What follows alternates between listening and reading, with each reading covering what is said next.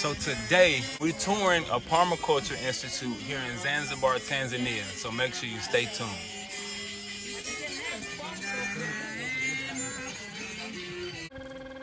What you sing as giving them a high of kindness. Anasema malaika ninakupenda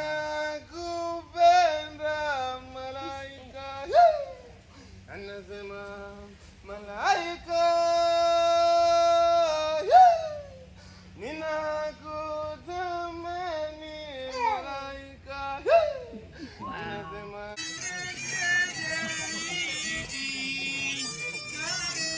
What's going on, world? Welcome back to T3 and Me. It's your man Tim Ford Jr. here. And today I am here with a few special guests, okay? First, I'm gonna start off with my baby Naya. We got my baby Naya here today. Say hey, Naya.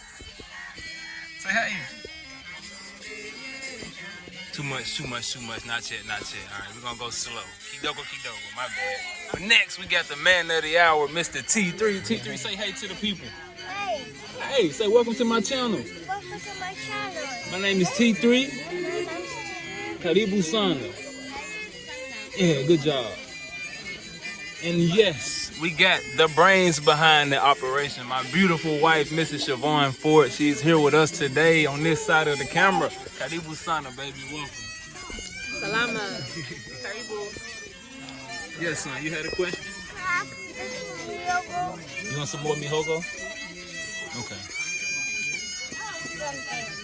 Karibu. As y'all see, we out here in Zanzibar. We're actually about to tour a permaculture farm here in Zanzibar. We're actually eating food that's directly from the farm here. So first we're starting off eating our food. But before I go any further, I want to say thank you to all the people who've been showing us love so far. Thank you to the support. Thank you for the donations. Thank you for the well wishes. We don't take it for granted that you guys are showing us love, showing us support, and actually joining us and following the journey. We don't take it for granted, and we thank y'all, all right? So yeah, like I was saying, today we're touring a farm here in Zanzibar. We're going to be learning about permaculture and learning the ins and outs. You want some mate? Okay. What is permaculture? Good question. Permaculture is permanent agriculture, right?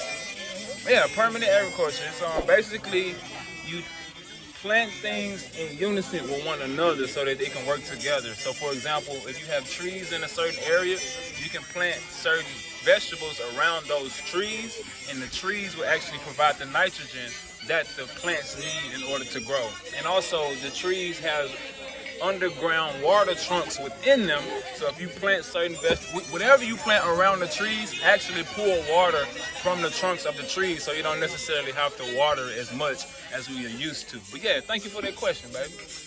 Yeah, so we're here learning the ins and outs of that, and we're trying to figure out how how we can implement it and use it and do it on our farm so that we can learn to do it in the best possible way.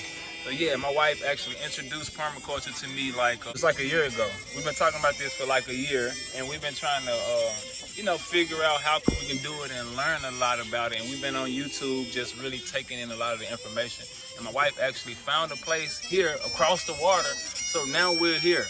Yeah, so Karibu San, and let my wife take the floor a little bit. Let her tell y'all a little bit about permaculture so y'all can be introduced to what we have going on. Karibu. This is not a big one. So my food. So basically, as he mentioned, permaculture is permanent agriculture. So basically, this is like the original way of how we used to tend to the earth. When the Most High made Adam, he put him in the garden, and he told him to watch over the garden. Now, we have to think about, how did Adam watch over the whole entire garden? He was just one person. He was able to do that by putting systems in place that are permanent. So once you put a system in place in permaculture, it's basically self-sustaining. It works with nature, so you don't have to keep tilling the earth. You don't have to keep watering it. It's going to take care of itself over time once you put the system in place. So like you said, you have different aspects of permaculture. So you have one where you harvest the rainwater. A lot of the conditions in the earth were a lot of the topsoil is being run off from the rains because of monocropping. People are just the way people are farming today is not being a good steward of the earth. So people are just planting like one crop in a whole field, and it's depleting the earth of different minerals and nutrients. And also, if you have like barren fields where people are just like chopping everything down and like burning everything down, it contributes to soil degradation as well. And so with permaculture, they're basically restoring the soil so that when you do grow fruits and vegetables, they're nutrient rich, because a lot of the foods that we eat today, they're lacking a lot of the nutrients, and that's why so many of us are sick. You're eating fruits and vegetables, but you're not getting any of the nutrients that you're supposed to get from the fruits and vegetables. So, man, permaculture encompasses so many different things. Like you mentioned, there's no need for pesticides as well, because you can plant different crops. Let's say, for example, you have a crop where beetles keep eating a certain crop. So then you can plant another crop beside it where maybe, I don't know, maybe another bug that eats beetles, it pollinates this plant. Let's say, for example, like you plant another flower that the beetles don't like. So basically you're using nature as a pesticide instead of using chemical pesticides. You can use different plants that will encourage certain bugs to come that will eat other bugs that are pests, if that makes sense. So yeah, that's just a little bit about it, but we're here today to kind of see it in action and see how we can implement different business models in our farm. This farm to table here is really nice, so this would definitely be a good idea to bring back to Dar es Salaam as well. So yeah, that's it in a nutshell. I don't want to keep y'all here too long because I can talk all day about permaculture. So yeah, y'all, that's one of the important pieces of doing things like this. You have to have somebody by your side with the brains like my wife. This woman here is always thinking on another level and trying to think of the best ways in order for the family to move forward. So, you know, for one, I'm grateful to have a woman like you with a mind like you. One more thing I want to say too. One more thing she wanted to say. One more thing I wanted to say too was, because I've been watching a lot of like agricultural videos here lately. There was one guy who was able to restore the soil on his farm by using mulch. So that's one way where you can restore the soil. And also, he didn't water his plants. Like once he planted them and they sprung up, they sprouted. He hasn't watered his plants for the past 30 years. And he said he was able to do that by using the mulch and swales. So having like ponds throughout the farm that will harvest the water, pull the water into the earth, and then the surrounding land can use that water. So that's one thing he did. And the other thing he did was he covered the entire soil, because right now a lot of the earth is naked. The soil is just bare, it's being dried up. So he covered his entire farm with wood chips and mulch. So mulch, you can use leaves from different trees like lemongrass, coconut. You can use this as mulch. You can use a lot of different things as mulch. But he mulched his entire farm. And that's how he was able to not water his plants for the past 30 years. So that's what we're thinking. We're thinking long term. Like when we pass this down to our children, this is something that they can pass down for generation to generation. They don't have to keep working at it. They can have food, you know, because food is the main thing that you need to survive, as we all know.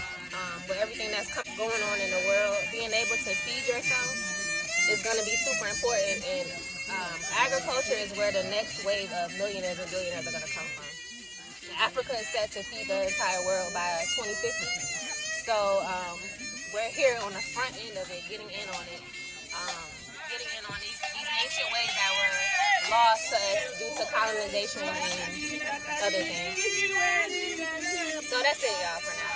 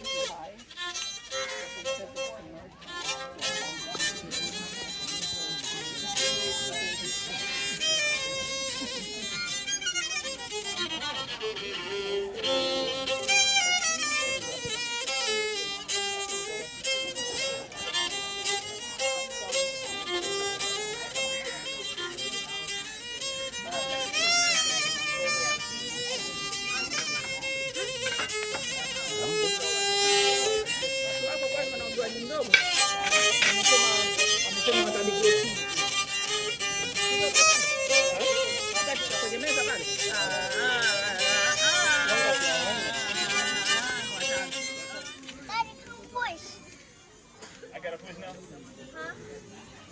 Mommy, stop. Stop what? Daddy gonna push. It's already pushed. It's gonna push it on. Yeah. Oh, habari. You like keep relaxing too long.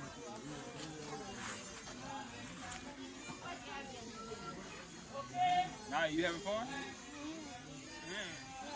Yeah. T3, you having fun? Yeah. Toto, are you having fun? Yeah. Good. Mommy, are you having fun? Yeah. I'm relaxing. Daddy, let's go faster, I faster. can't go faster, faster. I don't think mommy want me to go fast. No, we chilling. The food is ready. Y'all ready to go eat? Oh, it's time to eat. There wasn't Yeah, let's go eat. I was thinking we was just eating, y'all. I didn't know we was about to eat now. Come on, y'all. Let's go. Let's go.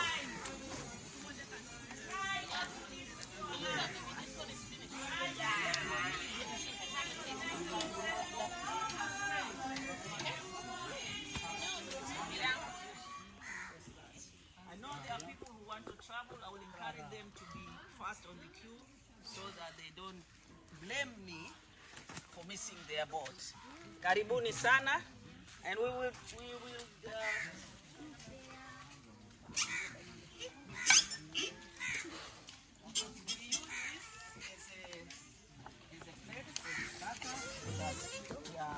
environmentally sensitive. We don't want to be cleaning the clay as soon as we finish, and we want to prepare the way once we are done. Wonderful. So that's the chaya tempura. Let me put it here. You pick the banana leaf and put it on a plate.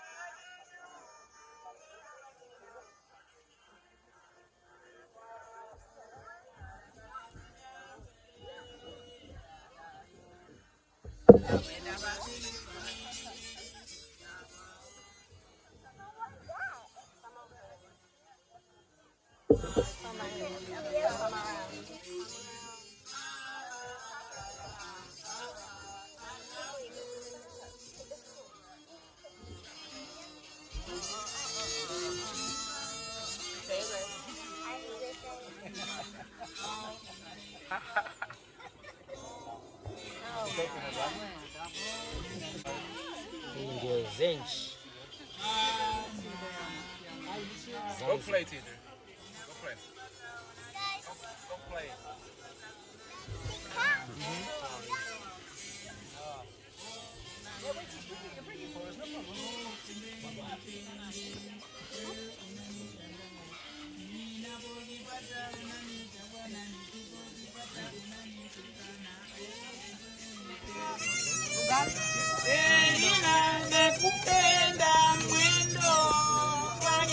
You got it.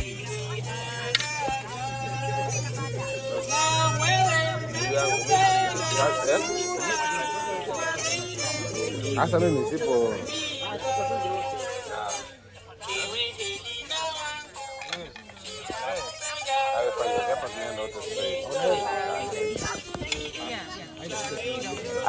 Hebu fanya acha tunitembee nao kwa sababu nikisema nikimount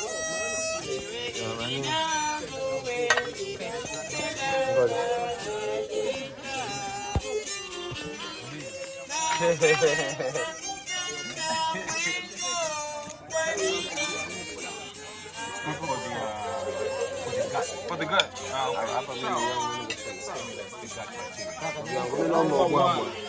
naomba ubwabwa. Baba Tetri. Now, Did you say gut? he said gut. The instructor. Oh, no. It's good for your gut. Yeah, it stimulates your gut bacteria. They did. He pilau. Pilau, yeah. No pilau. This is cassava with coconut milk. Nini shida? Ugali. Hapana.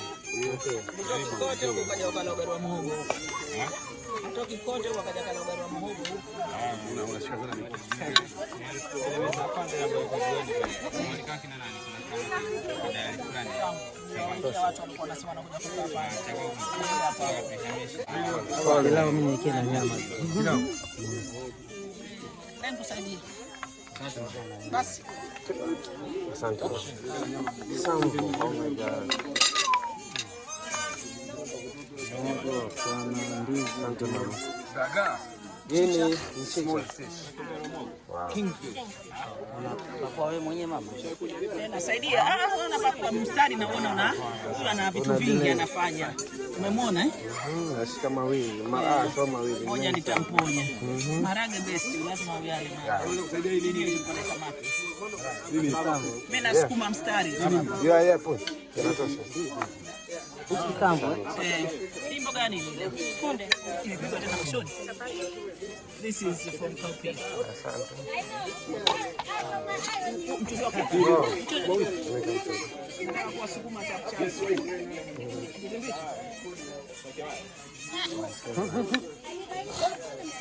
Mchuzi. Wewe utachukua nini?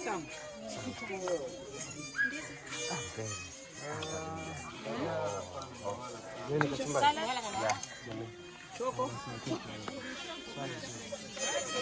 Asante sana. Mama kwa umewala.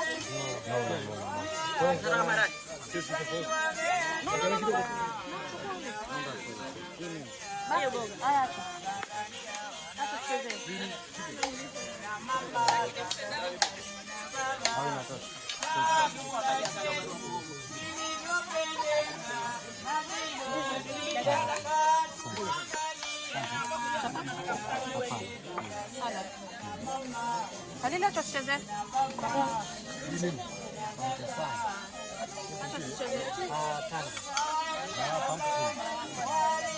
Boga ile.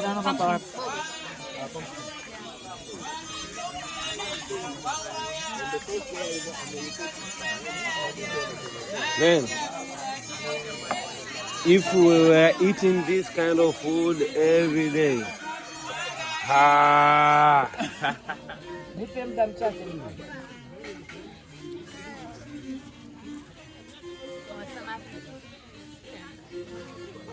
unakula huko sasa unapiga simu ya madeni.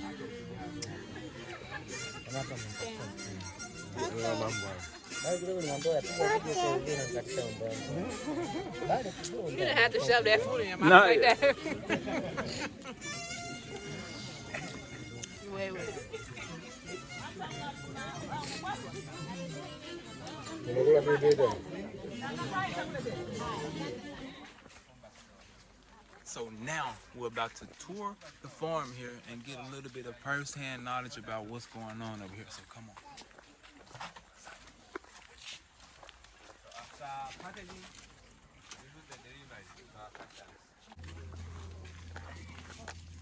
Here there is baby spinach. This is baby spinach, guys. This one is baby spinach. Baby spinach. Grows like a vine. Huh? It grows like a vine. Sorry, speak slowly. Spinach grows like Yes. Inakuwa kama mti unapanda panda. Yeah. And this one is Malaba spinach, or you can call it Motima spinach. This one. It's nice.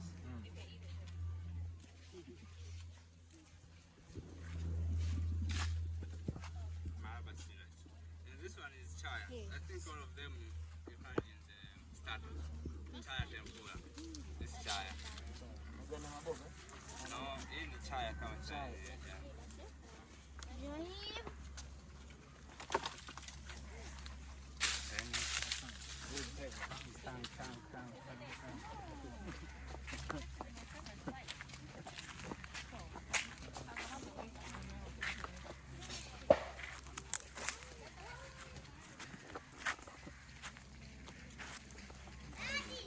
Yes. Okay.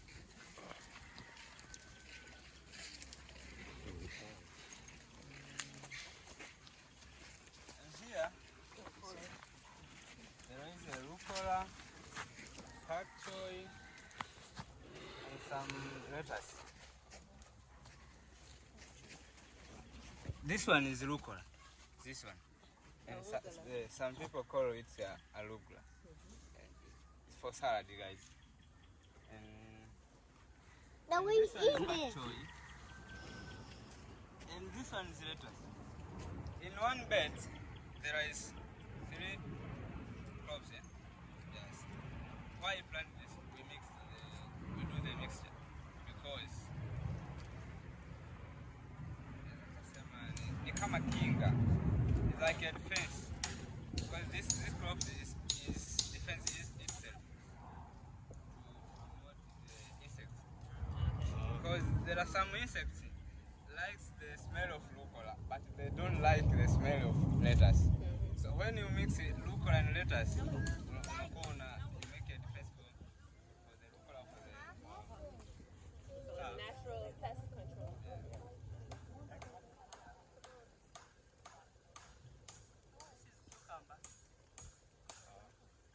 yes. Mnahitaji kiseka? What is this? In English? Just soil. No. Makapi ya mbao. Compost. Ah, the soda. And this we use for, I think for 2 or 3 reasons. The first one is to keep the moisture. Also it controls the speed of weeds growing. So, and when it's rot or it's rotten, it increases the organic matters. They become a fertilizer. So this is nursery, is it? No, so nursery. Yani hapa tunakuwa tuna harvest like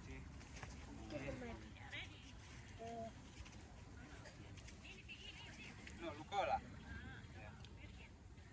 So figure.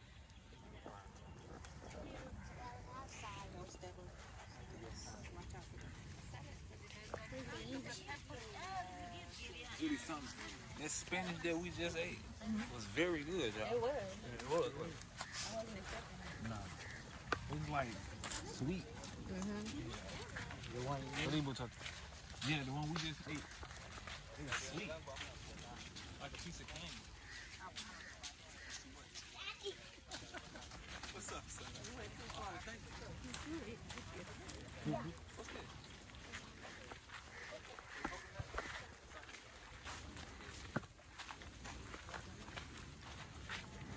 As you see, this is over there is a banana circle. Kwa hii this is a njia ambayo maji yanapita. Okay. This is water trench, that's what Yeah. you said. Sawa. And this one, if you see, you can see like a hole,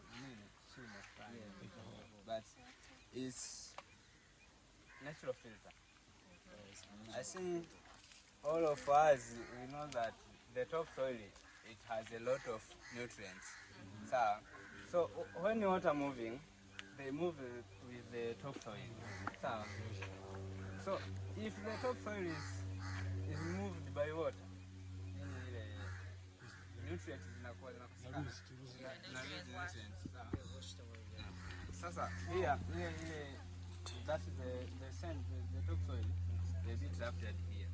And then we take it and we go to use as the nursery. Seed soaking. Here is chaya. This is chaya, guys. Chaya. This one is chaya. All of us are saying chaya, tempura, and the main cause also had chaya. How about this? Hiyo ni mamcha fulani tu hivi kama maua hivi. Papaya? Hilo ni papai lakini And this hawana mengi sana kwa hilo la mchongo.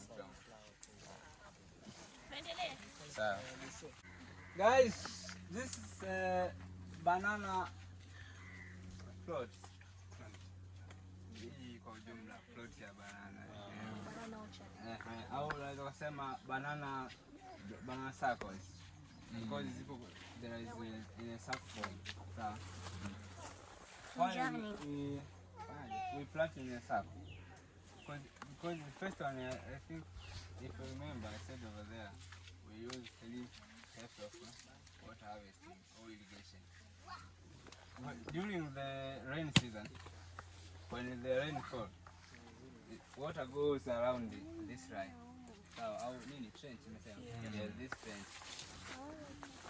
Na hapa there is a swell, a circle. So, when the water it will be forward this circle, it go around the next circle and the next circle over there. And in the circle there is a banana. So banana get water through this trench. In pembeni nasemaje? Besides.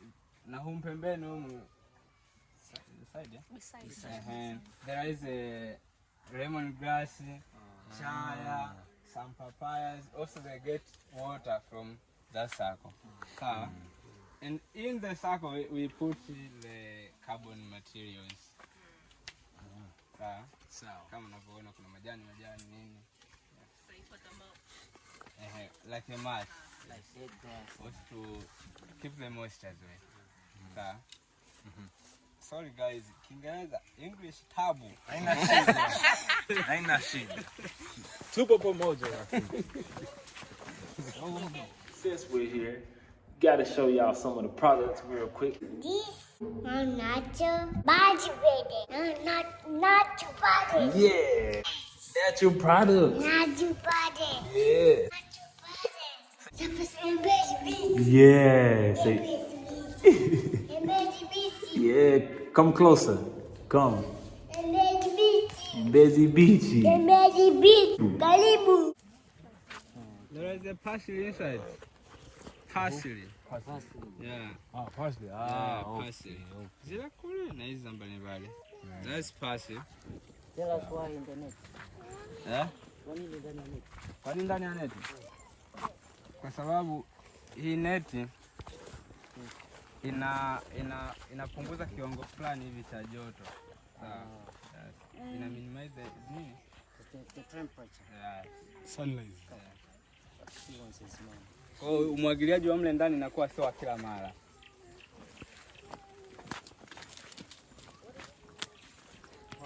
Parsley.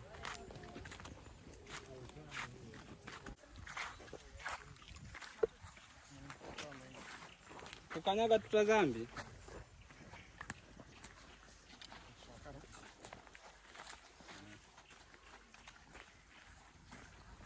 This is carrot, guys. Baby carrot. They have the onion. They're still young, guys. Carrot. Nice. It's very, Total carrot. yeah, baby carrot. Is this the copper? Copper. Papa? What do you mean? What is it? The I heard of the method in permaculture where they use the copper wire to pull energy from the sun. I don't know this either. You haven't heard of that? Electroculture. Yeah. Hizo nondo tumeweka kwa ajili ya kuzuia mpira ule kwenye kona. Okay, so he does, yeah, he does it. This for the net. Yeah. Okay. Daddy, for the net. And here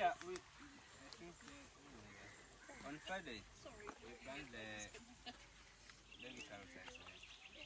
For the rain and stuff, but it's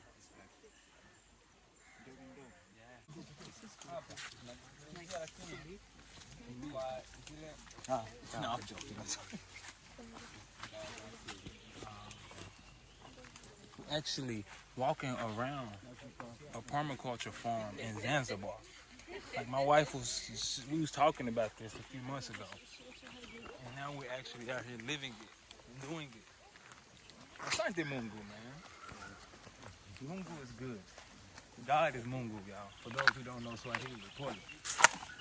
Forget I be speaking 2 languages and stuff now, man. My bad. Mchicha. Mchicha. Hizi ni papaya guys. Ni papai hiyo, ni papai. Papaya.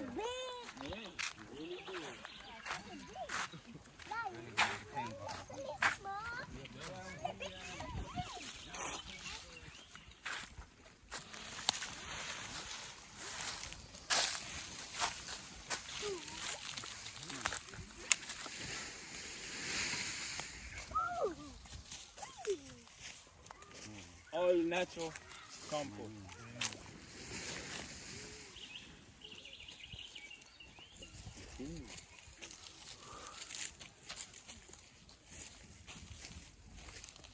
Daddy, taco. This place we use to make our compost or our manure. And every Saturday we make a compost. And every Saturday we turn the compost. Lakini jana, yesterday hatukutengeneza wala hatukutani kulingana na majukumu.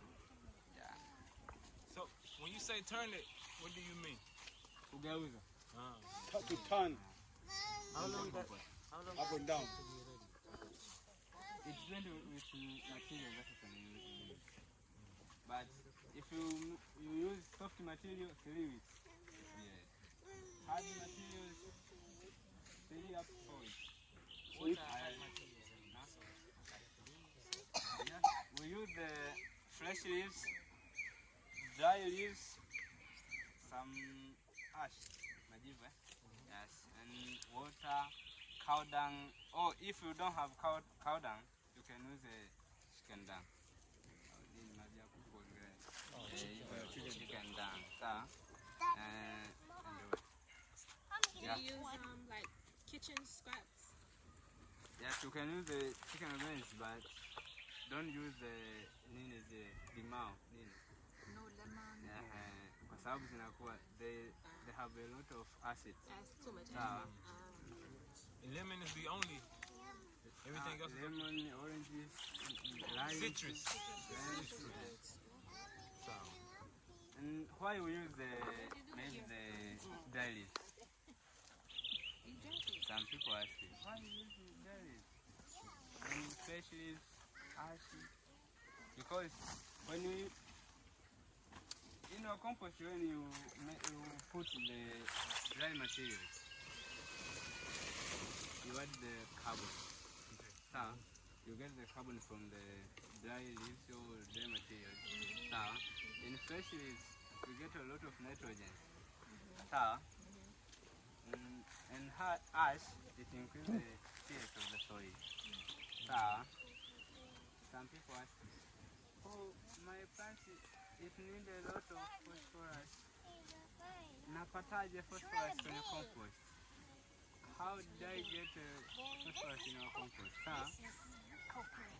Maybe coconut. Say papaya. Say stick. Guys, this is the fresh leaf. I think all of you know nitrogen. You can get a nitrogen in this leaf. Natural money.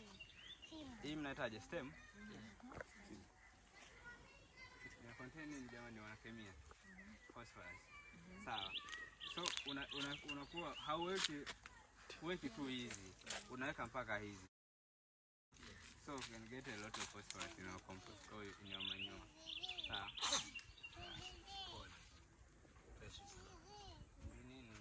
Also, you can get the phosphorus and cow dung because cows they don't eat leaves only. Also this stems. Sawa. So when you're not using it, you have to keep the tarp over the compost. Why do you cover the compost? Kwa ajili ya kutokuruhusu heat. Sawa. To lose it. Kutokuruhusu joto kupotea. You want it to be hot. And in the compost there is a bacteria that ambayo wanakuwa wana break this material, sawa. So they don't like sun. Sawa.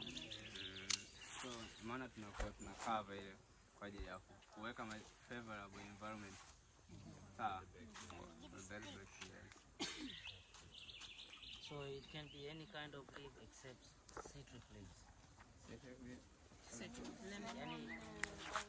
Majani yanayote kasoro tu michungwa, limau. Hiyo michungwa yenyewe sio majani, yale maganda yake. Sawa.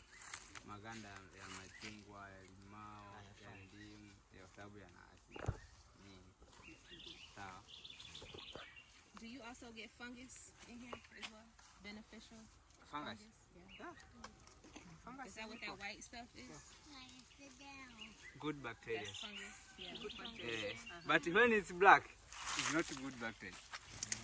This white is a good bacteria. So, Good bacteria. yes, Did you get that? this one. How many fungus? Yeah. Fungus. Yeah.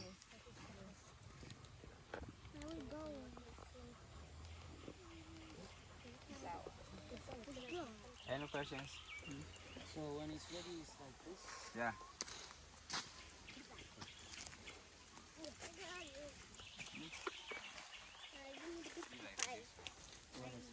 Lakini hata hapa tumeiwaisha kidogo. Inakuwa ni udongo kabisa.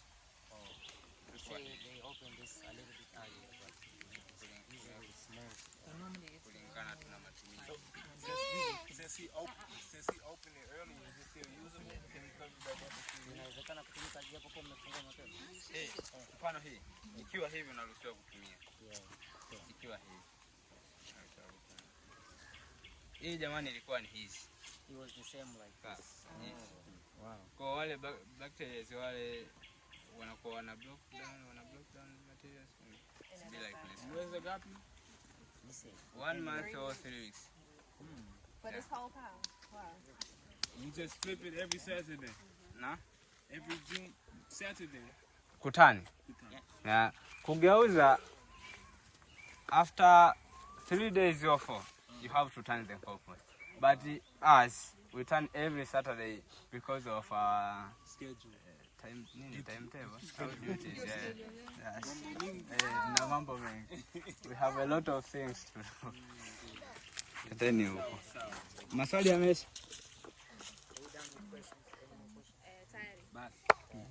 Ndio. In cassava, guys, this leaves is like a vegetable. Unapika as a cook, as a vegetable, sawa. But when you cut it, this one, when it's dry, you can use as firewood. And the diamonds, I think all of you know, cassava is a food as a cassava root ndo chakula. Sawa.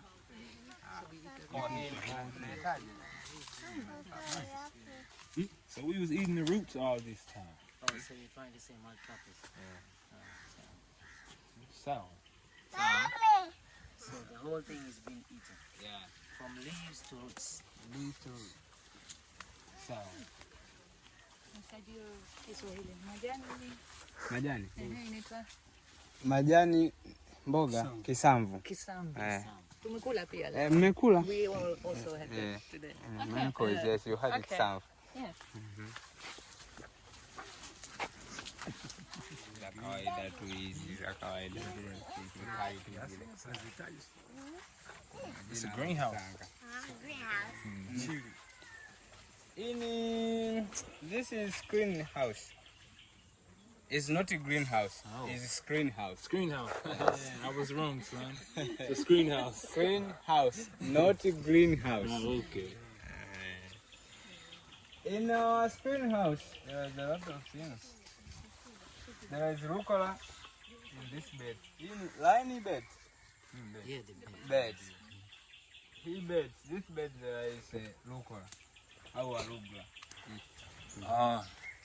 In this one as well. Look on. The last one is lettuce. Yeah, the basil flower. My wife just brought me this. For salad, guys. My goodness. And this one, this bed. Hey, actually. In this bed, there is the mwanzo. Is the first one is lettuce seedling. Sir, you go up. The next one, the red one over there, is beetroot seedlings. Beetroot seedlings. The green ones at the middle there is pak choy seedlings. And the short one over there, karibu na mwisho kule, kuna figili. Inaitwa, no, sio figili, nini ile, sukuma wiki. Kale. Colored greens. African kale. So, and the last one, cherry tomato seedlings. Is it in nursery? This is a nursery bed. Kuna hili hapa ni nursery bed. Hizi zingine kule tunavuna. So beetroots will be uprooted later. Baadaye tunaripoti hapa. Why screening? Why? Ukiwa hata kule unaona. Why? The purpose. Better protection. Oh, protection. Yeah, from other bugs, the screen house. Okay. Yeah, the other bugs coming in. So for vegetables that are more sensitive, then this is not the normal environment. We need a little bit of extra protection. But some vegetables that are indigenous or they are from Africa, they resist a lot of this other stuff because it's what they do naturally. So here you see some more Italian and some other vegetables. They grow, but this is not their natural habitat. So Like beetroots. Beetroots. yeah. Do they do good in coastal area? Where do they originate from? I'm not sure beetroots originally. They grow well in cold areas. This is why I was So is it, I'm wondering. saying, is it Europe? Huh? Is it Europe? Where's the I'm not sure originally beetroot zinatoka wapi, but It's very good for blood.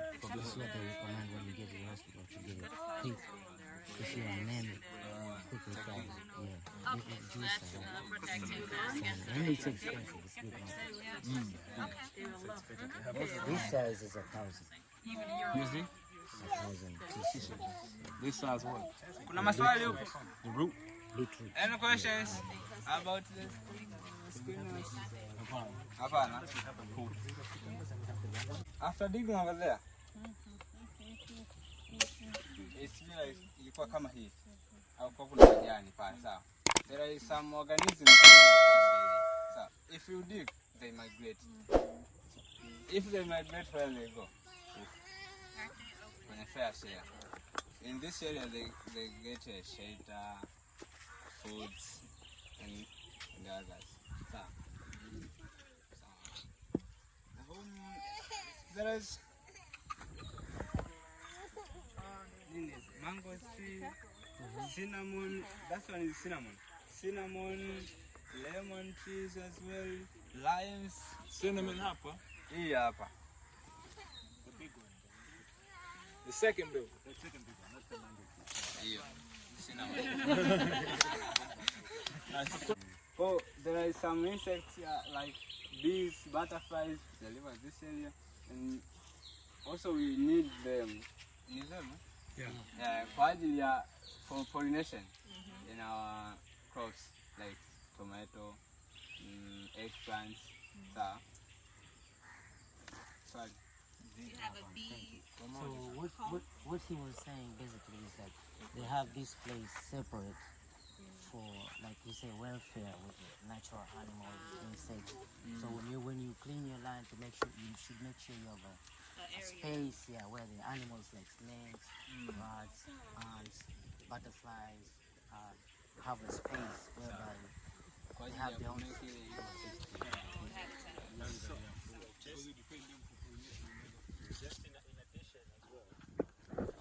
In permaculture, we have something that we call zoning. We have zones from 0 to 5.